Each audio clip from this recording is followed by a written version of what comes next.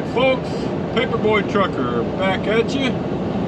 Hey, it's Sunday evening about 5:25 p.m. Therefore that makes it evening. And we're on I-40 heading east. I've been driving for about, I don't know, 35 minutes maybe. You know, I've got this load of steel bar I picked up Friday morning in Fort Smith, and it goes to Dryden, Michigan for Tuesday morning. And I decided to go ahead and leave out today. You know, I'm just planning to drive, you know, maybe 3.5 hours or so today. GPS says I've still got 14.5 hours to go to get there. So I'm glad I did go ahead and leave out today because, you know, I don't know if I mentioned this or not, but I put my truck in the shop Friday when I got to the Maverick North Little Rock yard because the trailer that I picked up at Fort Smith, which was a preload, had the ABS light on. So I put it in the shop, and whatever was wrong with it, they fixed it because it's off. So that's all good. But I also had a new tablet installed, which I'll show you that later on this week sometime. And we switched from the PeopleNet platform or service, which is the only one I've ever used, the only one I've ever known. But we've switched now to something called Platform Science, I believe. Yeah, Platform Science. And when I first got into the truck and, you know, tried to log on, of course, everything is different. I mean, it's very confusing. It's like getting a new computer with a new operating system after having the same old computer for 8 years. You know, you're trying to figure out how everything works. So everything looks totally different, and following, you know, they gave us this big instruction manual, which I kind of read through, you know, and it took me through the first few steps, one of which was, you know, when I went to my logs, it was supposed to pop up, you know, a file that contained my last 8 days of log records, because, you know, you have to have those with you. And mine wasn't showing that file, so the next step, the instructions said to call Extended Services, which I did. And he communicated with somebody who said, yeah, now that the driver is logged on, it should, you know, everything should update and that file should appear within 30 minutes. So I just had to wait it out. It did take about 30 minutes. And then once the file was there, I was able, you know, that basically gave me a file with my last 8, I think maybe there's even more days than that on there, of HOS, logbook records. So if I get inspected, I've got those with me, because the new Platform Science tablet did not have any past history available. It just started off from scratch, you know, with a brand new 70-hour clock. So it took me about an hour, you know, to get things going and get the new tablet where, you know, I was legitimate to roll and my hours of service were as they should be, hopefully. I still don't know, like, there's a lot. I mean, this is going to be a learning experience because, you know, it's a lot of new stuff. But I think I at least got my logbook ready so that I'm legitimate. So anyway, that'll be something new that I'll have to learn this week and probably for several weeks. for one, you know, my onboard navigation, you know, that's part of our tablet. Our, you know, I have my own Rand McNally GPS, but our tablet also has, you know, a GPS built into it. And it's there, but the tablet doesn't know at this point my work order. So, you know, normally I would go into the onboarding and it would know where I'm trying to go, and it would just kind of navigate for me. But at this point it's not. So I don't know how to, if I have to wait for my next order, or if there's a way for me to go in and get that update. Anyway, you know, I'm using my Rand McNally for now. But, anyway, so that's what's going on. Like I said, I'm going to try to get to my first target for today is the Hayti, Missouri rest area, welcome center. It's about 3.5 hours from North Little Rock. It's a good place to stop. I'd like to go a little further, but seeing as how I kind of wasted an hour just getting ready to roll today with the new tablet and all, I'm thinking that's probably where I'll stop. I'd really like to get to the customer because they have overnight parking. I'd like to get there Monday night and just be there for Tuesday morning. But if I don't, you know, if I have to drive an hour or two Tuesday morning, I mean, I'll still be able to do that and get there plenty of time, so no big deal. Going to Dryden, Michigan. Okay, more down the road. All right, folks. Well, a little update for you. I'm about to stop here at this Hayti, Missouri Welcome Center rest area, as the sign just showed you, in a half a mile. This is just a nice rest area, you know. You can almost always get a spot here that, you know, got plenty of parking spots. Easy in, easy out, nice facilities. So I'm just going to stop here for the night.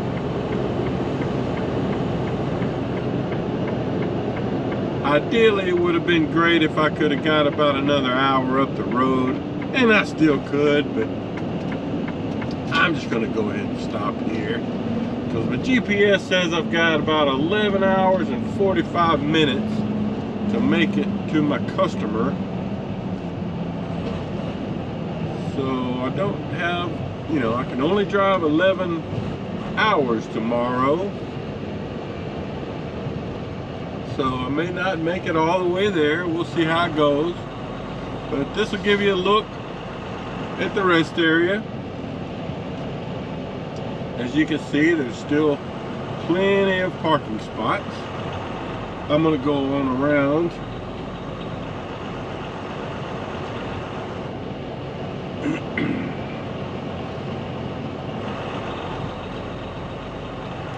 Plenty of opportunities.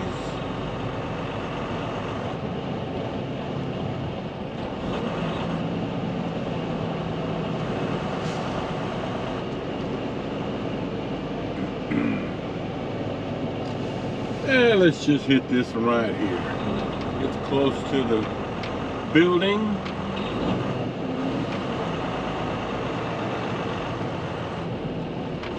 Alright.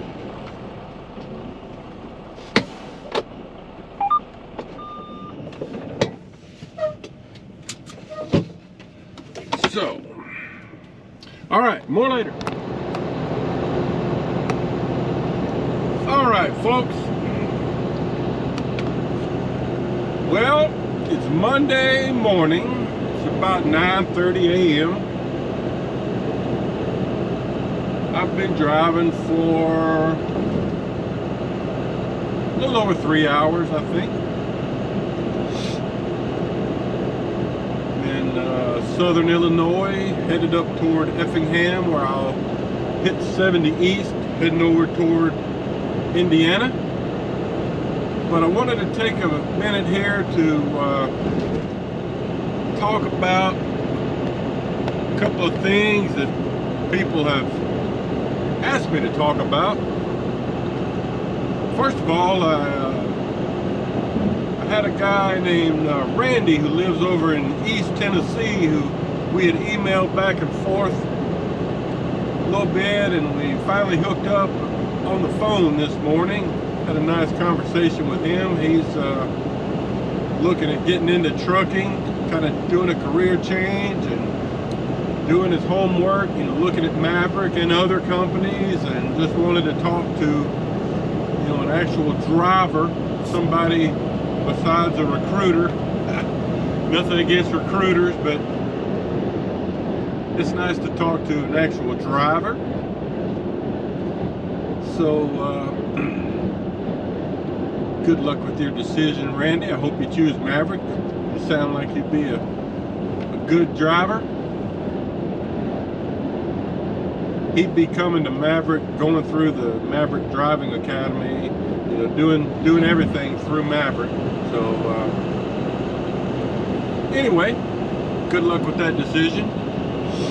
And then I had, gosh, I forgot the name at this point, but somebody emailed me last night asking me to talk about issues I've had out on the road, you know, with breakdown situations. So that's a good topic. I may not get it all done in one segment here, but I'll try to get started. So I'll say the first thing that comes to mind is when I was out with my trainer. We were like maybe on our first trip. We had stopped in Kentucky. We were out of Love's and parked for the night, probably about 9 or 10 p.m. You know, we were trying to go to sleep, and somebody was trying to park next to us and didn't make the turn just right, and they backed into the, you know, and kind of hit us on the front corner of the trailer as they were trying to 90-degree park, and gave us a jolt, you know, and of course we had to get up. The damage wasn't horrible. It had kind of dented the front corner of the trailer and busted out the corner marker lights. And anyway, you know, we had to call. The sheriff came out, made a report, and then Robert, my trainer, you know, had to call in the incident, and they dispatched a repair service to come out, you know, and about all he could do was fix the light. So that was my first little experience with that. And then, you know, I've had several instances where I've had to have a tire replaced. You know, usually when I have an issue, or a lot of times, I can have things worked on while I'm parked on the weekend at the North Little Rock Maverick yard. Like this past weekend, this trailer that I just picked up on Friday had the ABS light on. So usually that's a bad sensor. I don't usually freak out about that. I just try to get it fixed when I'm parked on the weekend, and that's what I did, and they fixed it. I don't know what was actually wrong, but it's fixed. But I've had to stop. Let's see, there was one time where I had a drive tire that had a leak, slow leak in it. Of course, you know, our steer and drive tires have sensors on them where we get alerted, you know, if there's a tire pressure problem. So that's what happened. I got alerted that I had a tire that was low on air, so I stopped at a Love's, you know, that has a shop. what, maybe a speed coat. Anyway, I stopped and ended up just parking there for the night, but they replaced the tire.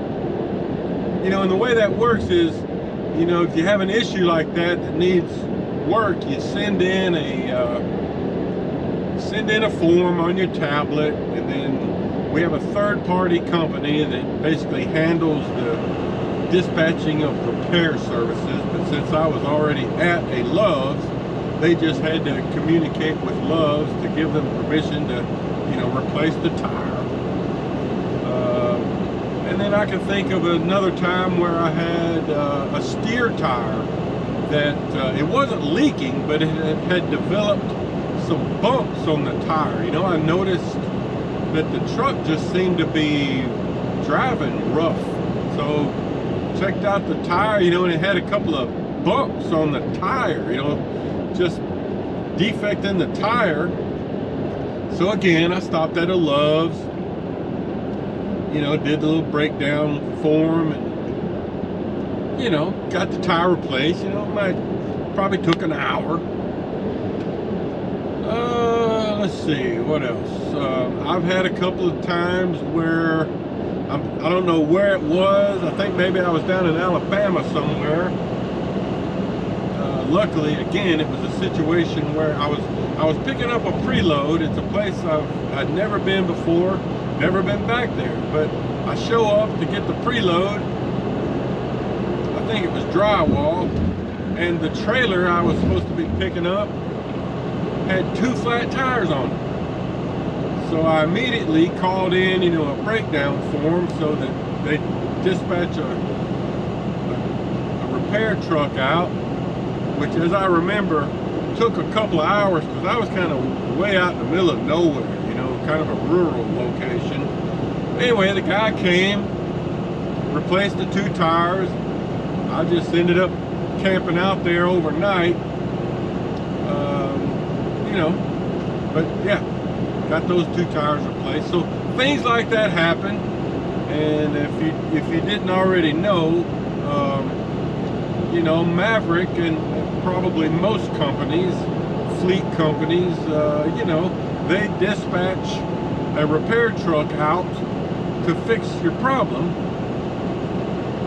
But in a lot of cases, like I already mentioned, you can stop somewhere and have it fixed without having to just, you know, stop on the side of the road somewhere and wait for a repair truck. Let's see what else I can think of. I had an issue many months ago where I actually got rear-ended going around Indianapolis, kind of in a rush hour, late in the afternoon traffic. This was back in the winter. Somebody in a kind of a work truck just wasn't paying attention and rear-ended me, hit the rear of the trailer, and it forced my rear bumper in so that it was digging into one of the tires, the rear trailer tires. So I had to pull off the side of the road, did a breakdown. They sent a work truck out that basically cut my bumper off with a torch so that I could drive. And then you know, I drove about an hour or so, got to a rest area, and spent the night, and then they dispatched out a tire repair service the next morning that came out and replaced the tire.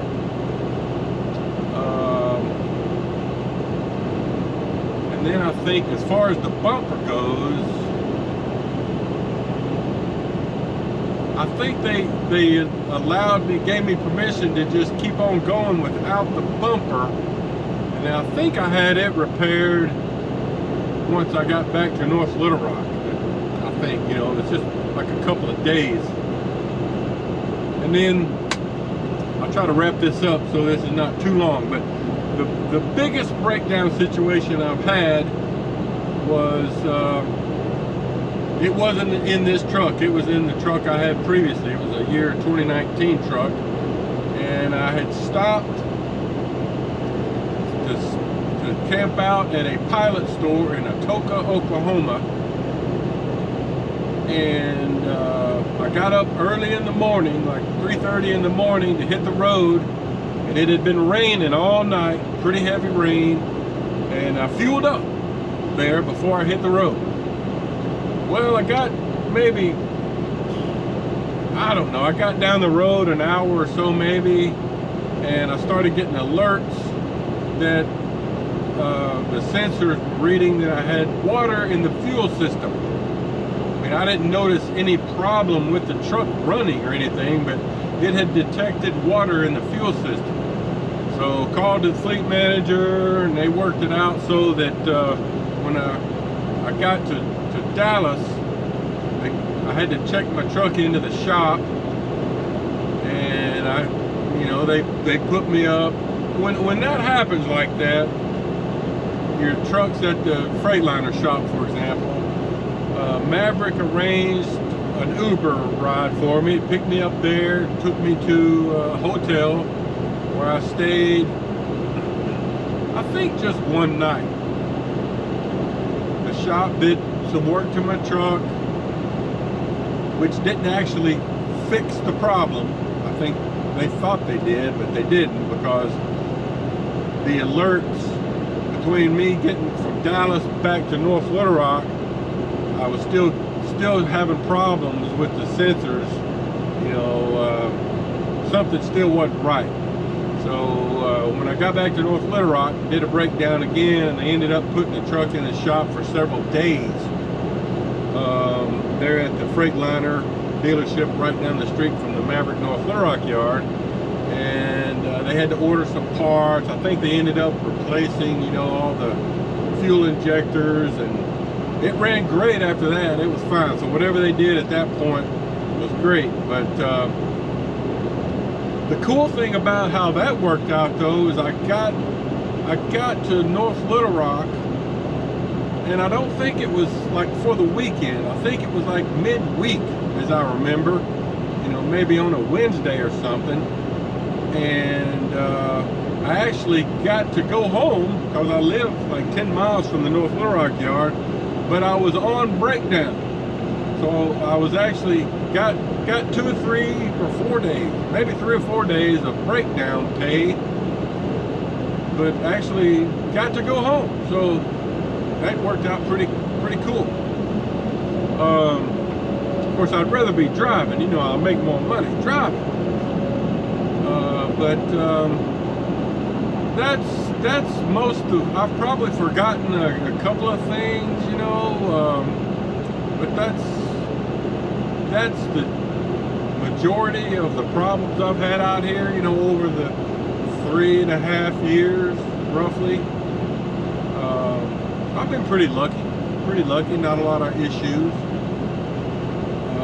But that's how it works, If you have a breakdown or something like that, you can stop and get it repaired, call it in, get it approved.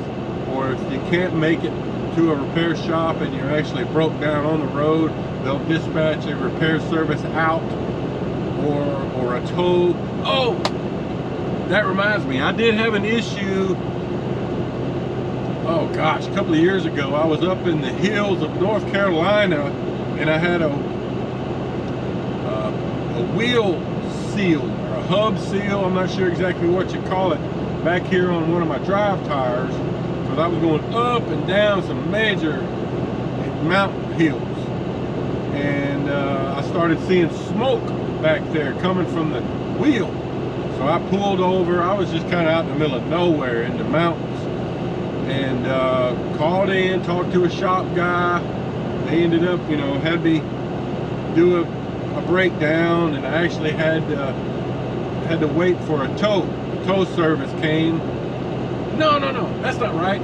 I actually drove about 20 miles from there and got to a little truck stop where I was able to park, spend the night, and then the next morning a tow service came, towed me in. It was a pretty good, probably about hour and a half, drive to get to a Freightliner shop. somewhere there in North Carolina, as I remember. You know, so I had to get towed in, and they had another driver come pick up my load, because I had a load that I was probably 2 hours from to deliver somewhere there in North Carolina. So they dispatched another driver, Maverick driver, that came to the Freightliner dealership. We swapped trailers. He took my load, I got an empty trailer, and that's how that got handled. And they were able to fix that problem, you know, in 2 or 3 hours. I didn't have to go get a hotel or anything. I was just there for a few hours. They got me back on the road, you know, and then I got dispatched somewhere to get a reload. But that's my experience with that. Okay, that's enough talking. More later. All right, folks. See that big orange sign there to the right? Detour 70 East. Use 465 South. You'll see a lot of orange signs through here because I-70 going through Indianapolis has been closed for a long time, probably a year. But I'm gonna hop off on this little rest area here, do a little load check, walk around a minute. But yeah, we're about 5 or 6 miles west of Indianapolis on I-70. We're gonna hit 465 and scoot around.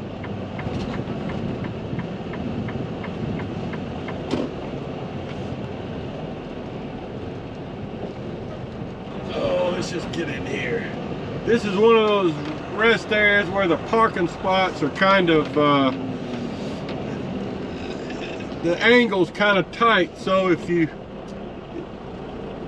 pull up too far, the truck next to you won't have enough room to pull around you. Anyway, I'm trying to back up here and get right. Then I'll get out and show you the load real quick, just to remind you what we're doing. All right, that ought to work. I'll get back to you. Okay, guys. Got parked and just going to show you this load. I just noticed that my little boot cleaner here has come unstrapped on this end. I need another zip tie to fix that. Maybe I can find one. Okay, so here's the load, just to remind you. 31-foot steel bar going to Dryden, Michigan. Typical securements, got a belly wrap on each end. 4 chains with coil pads and over center binders. So there's the look from the back. Just 4 bundles, but it's pretty thick bar. Just giving you a look at the rest area here. All right, more later. All right, folks, I'm turning in to my customer here in Dryden, Michigan. I actually started filming a mile or so back to show you a little more, but my battery went dead, so I didn't get any footage. Anyway, kind of a skinny little road to turn into here. I've had to stop twice already just to let exiting traffic by. 5585 North Street on the right. Oh, I'll be quiet. That's my new tablet. I hadn't figured out how to turn the computer lady down. All right, so this is our customer. A bunch of stray cats there hanging out.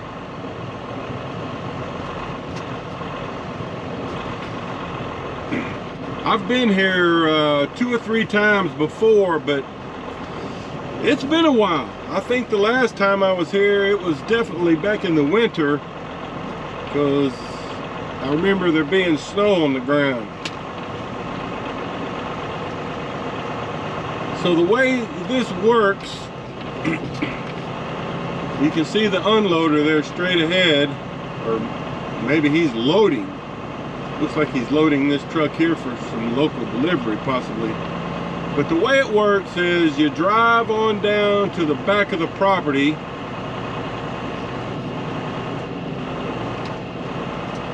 and there's a big lot there where you can kind of do a U-turn. See, there's a sign right there that says please turn around out back.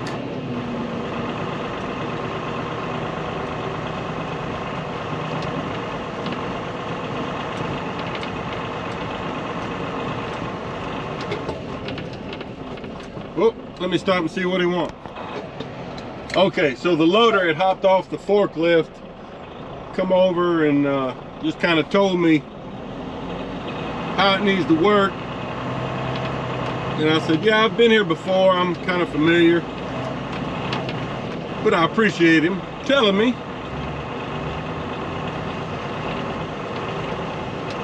Man, I remember staying here one night. I got here and parked. It was me and another Maverick driver.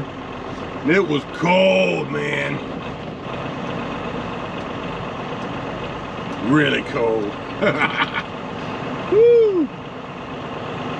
Had to get all my winter gear on next morning.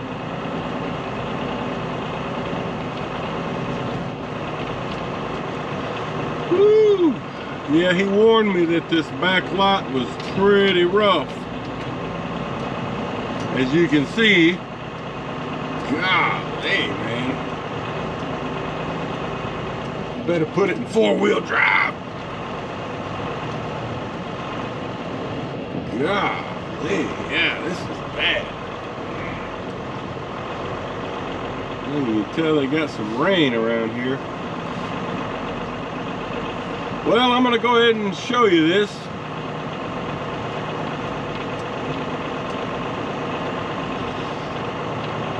This will be my first opportunity to use this new tablet to go into the system and, you know, arrive myself here at the customer, send in my paperwork when I'm done, all that kind of stuff. God, I hope I don't get stuck in here.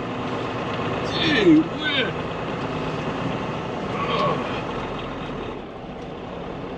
Woo. Man, why don't you throw down some gravel out here or something?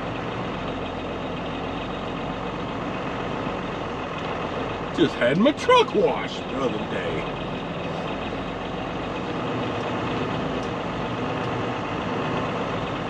Woo. All right. So yeah, if you do come here and you're gonna park overnight, because they do allow overnight parking, just turn around like I just did and park along the right side here. You can see they have a little porta potty there on the right.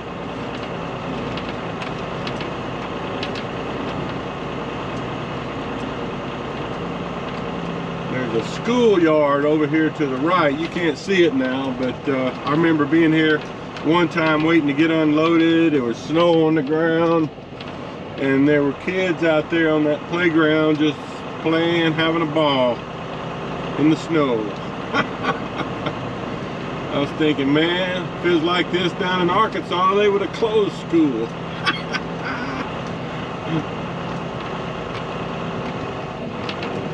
People down south, they don't drive around in the snow and ice. People up here used to it though. It's normal.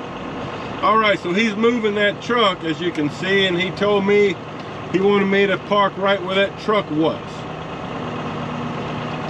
I'm kind of glad to see there's not other trucks here. I kind of expected there to be, because I've been here before when there's been, you know, 5 or 6 trucks here trying to get unloaded.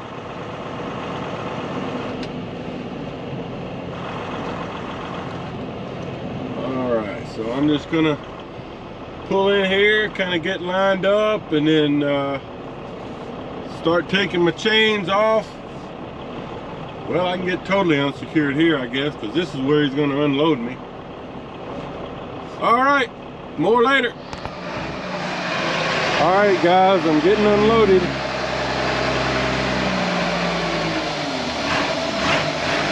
So I was parked down there, kind of where the road curves. That's where he had me take off my chains and everything, get unsecured. I've got everything put away. He just got 2 of the 4 bundles. So that's how it works. Then I'll have 6 timbers to put up, and we'll be heading up toward, man, I'm going up to like northern Michigan. Let me check the name of this town. It's a Weyerhaeuser plant. Let's see, where is it? Grayling, Michigan. It's a little over 3 hours to get there, but it's yeah, northern Michigan. Then it delivers tomorrow in Delaware, Ohio. So that's what we're doing.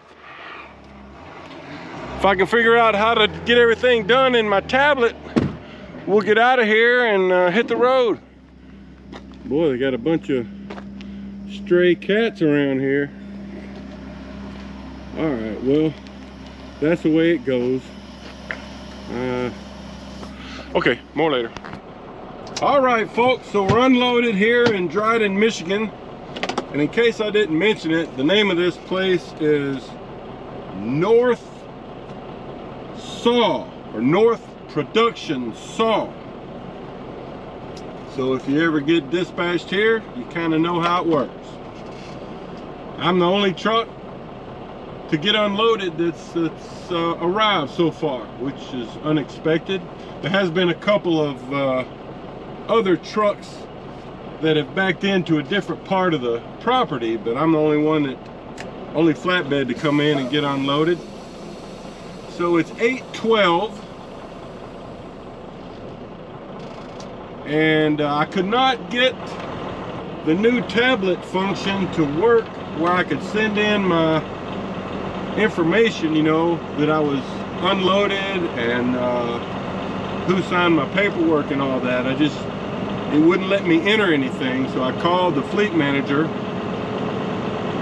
and he did it for me. And I've got the new work assignment showing up and the onboard navigation working, so the mapping is working, or the GPS. So we've got like a little over a 3-hour drive to get up to Grayling, Michigan, which will be kind of some new territory for me. I don't even get up this far north in Michigan very often. But Grayling, Michigan is way up there. So,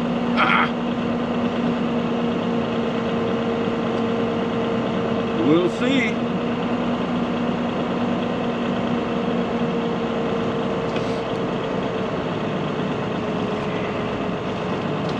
All right, well, that's that. Let's get on down the road.